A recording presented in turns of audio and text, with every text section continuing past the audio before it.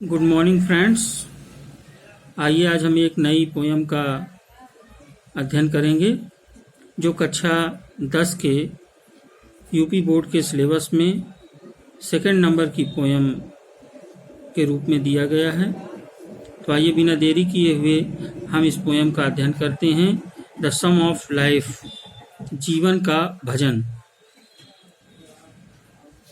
H.W. Longfellow was composed this poem, whose life span is 1807 to 1882।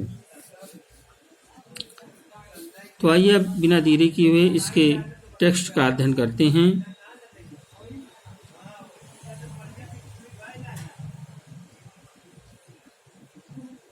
Life is real, life is earnest, and the grave is not its goal।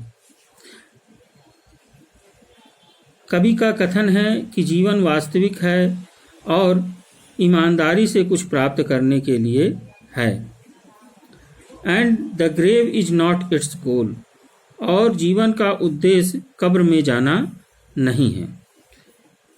Dust thou art to dust returnest is not spoken of the soul. मनुष्य का शरीर मिट्टी से बना है और मिट्टी में ही मिल जाएगा। Is not spoken of the soul, लेकिन यह बात सोल अर्थात आत्मा के लिए सत्य नहीं है। कवि ये कहना चाहता है कि जीवन वास्तविक है और जीवन कुछ ईमानदारी से प्राप्त करने के लिए है, और ये इसका उद्देश्य कब्र में जाना नहीं है कि आप जिए और मर गए और कब्र में आपको दफना दिया गया। इसका उद्देश्य कुछ और है। ये जो शरीर है, dust thou art to dust returnest, यानी मनुष्य का जो शरीर है वो मिट्टी से बनता है। डस्ट माने धूल यानी मिट्टी, आर्ट माने जो कला है, शरीर रूपी कला का निर्माण किया गया है वो मिट्टी से किया गया है और अंत में मिट्टी में ही मिल जाएगा।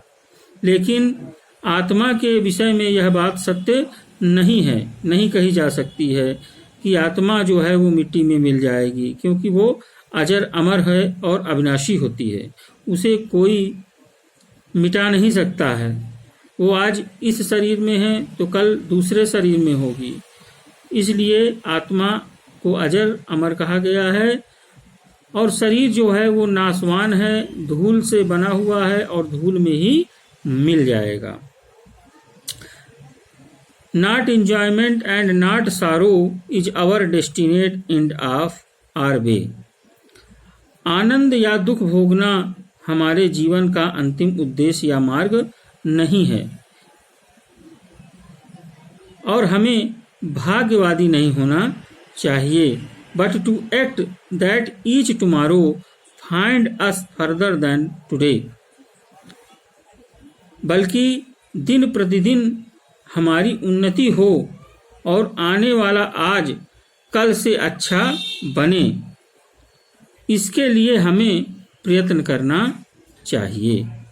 कवि का कथन है कि केवल आनंद उठाना या केवल दुख भोगना ही जीवन का उद्देश्य नहीं होता है, और भाग्य के भरोसे नहीं रहना चाहिए। हमें अपना काम, अपना कर्म करते रहना चाहिए। हमारे जीवन का उद्देश्य यानी कार्य, हमारे जीवन का उद्देश्य कार्य करना होना चाहिए, कर्म करना होना चाहिए, और दिन प्रतिदिन हमें उन्नति करनी चाहिए, जिससे हमारा आज जो है आने वाला जो कल है वो आज से बेहतर हो सके। In the world broad field of battle, in the bivouac of life.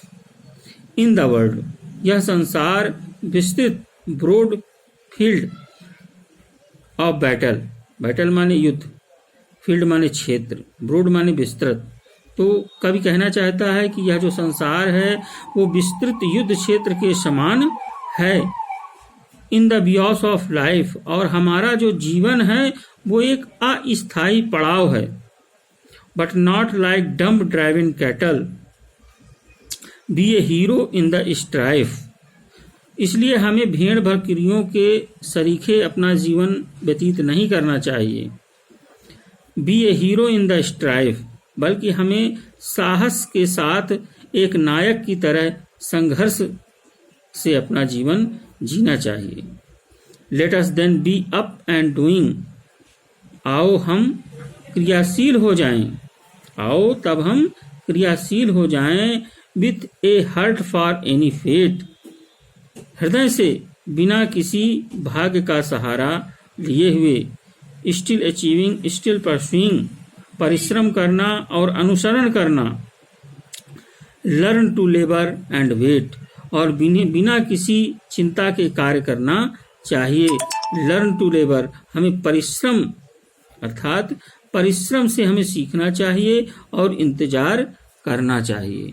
कवि का कथन है कि यह जो जीवन है वह वास्तविक है और ईमानदारी से कुछ प्राप्त करने के लिए है।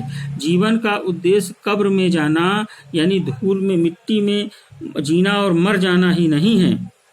ये जो शरीर है वो मिट्टी से बना है, अंत में मिट्टी में ही मिल जाएगा, लेकिन ये आत्मा जो है वो अजर अमर है, अविनाशी है, इसको कोई नष्ट नहीं कर सकता है।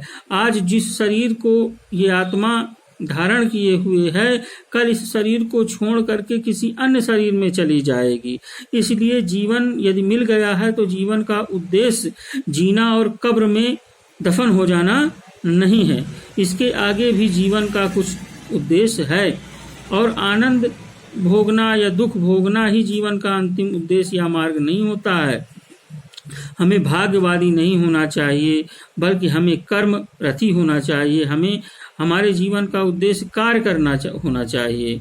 इसलिए कहा गया है कि कर्मण्येवाधिकारस्ते मा फलेषु कदाचन मा कर्म फल हेतु कश्चित् दुख भाग भवेत्।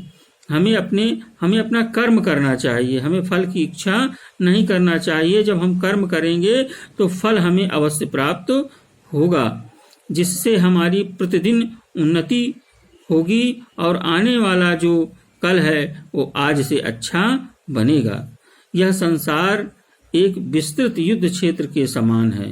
इन the world broad field of battle in the bivouac of life, और हमारा ये जो जीवन है एक अस्थायी पड़ाव है। ये जो जीवन की यात्रा है 100 ईयर्स की जो औसत आयु मानी जाती है, 100 ईयर्स का ये अस्थायी पड़ाव है, सदैव के लिए नहीं है। जब 100 ईयर्स बीत जाएंगे तो हमें यह शरीर को छोड़ करके जाना ही पड़ेगा। यानी जो आत्मा है वो इस शरीर को छोड़ करके दूसरे शरीर को धारण कर लेगी। इसलिए जो शरीर हमें मिला है तो उसको हमें साहस से और संघर्ष से जीना चाहिए और क्रियाशील होकर के हमें संघर्ष करना चाहिए। With a heart for any fate, हृदय से बिना भाग्य का सहारा लिए हुए हमें परिश्रम का अनुसरण करना चाहिए। हमें परिश्रम करना चाहिए और अनुसरण करना चाहिए कि हमें लर्न टू लेबर, और परिश्रम से सीखना चाहिए और इंतजार करना चाहिए। जब हम कोई कार्य करते हैं तो सबसे पहले हमें पुरुषार्थ करना पड़ता है, फिर प्रार्थना करनी पड़ती है और फिर प्रतीक्षा करनी पड़ती है। तो लेखक का यही कथन है कि पहले आप पुरुषार्थ कीजिए, कर्म कीजिए, फिर ईश्वर का प्रार्थना कीजिए और उसके बाद इंतजार करिए। Learn to labour and wait, आप परिश्रम के द्वारा सीखिए और फिर इंतजार कीजिए। आपने जो कर्म किया है, अच्छा कार्य किया है तो अच्छा फल मिलेगा और बुरा कार्य किया है तो बुरा फल मिलेगा। Thank you friends. अगर आपने मेरे चैनल को अभी तक लाइक और सब्सक्राइब नहीं किया है तो लाइक और सब्सक्राइब कर दें और कमेंट भी करें और अन्य लोगों में, अन्य स्टूडेंट्स के पास भी इसे भेज दें, जिससे अधिक से अधिक स्टूडेंट्स का भला हो सके। Thank you very much.